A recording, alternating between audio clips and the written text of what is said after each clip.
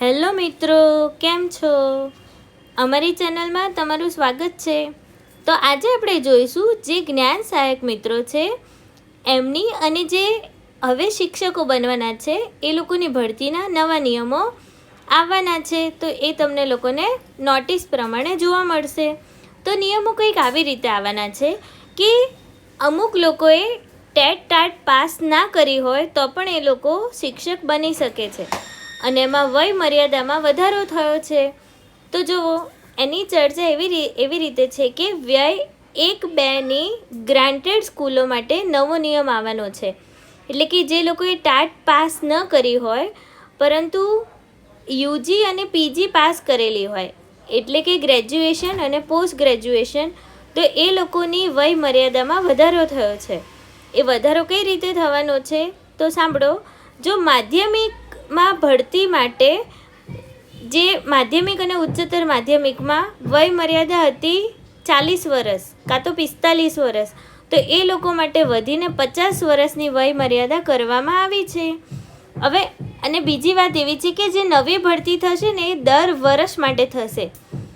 બીજું એવું છે કે રાજ્યની અમુક શાળાઓ, જેમાં માધ્યમિક શાળાઓ અને ઉચ્ચતર માધ્યમિક શાળાઓ માટે જ્ઞાન સહાયકની પદોએ ભરતી દર વર્ષે પ્રક્રિયા થશે અને માધ્યમિકની ભરતી માટે મહત્તમ લાયકાત ધોરણ મુજબ વય મર્યાદા 48 વર્ષથી લઈને 50 વર્ષ સુધીની નક્કી કરવામાં આવી છે.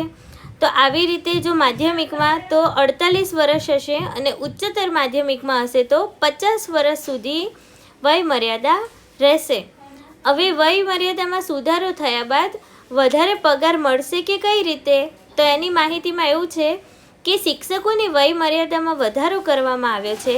એટલે નવી વ્યવસ્થા મુજબ લાયકાત અને અનુભવોના ધોરણે પગાર વધારો કરવામાં આવશે.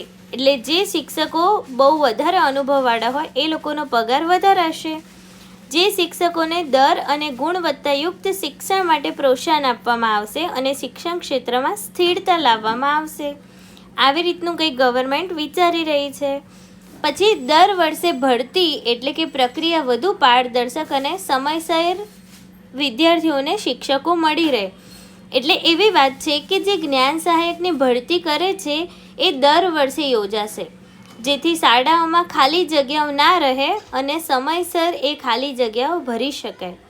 આ બધા નવા નિયમો શિક્ષણ વ્યવસ્થાને વધારે મજબૂત બનાવશે અને વિદ્યાર્થીઓને ગુણવત્તાયુક્ત શિક્ષણ આપવા માટે મદદરૂપ સાબિત થશે.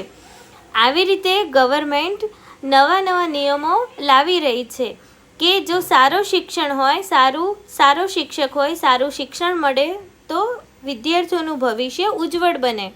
બરાબર. તો આવી રીતના કંઈક સરકાર નવા નિયમો લાવવાની છે. તે તમને નોટિફિકેશન ટૂંક જ સમયમાં અમારી ચેનલમાં મળી જશે.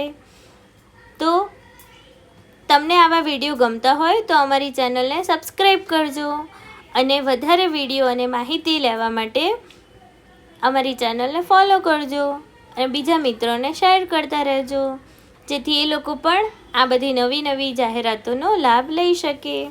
Thank you for watching.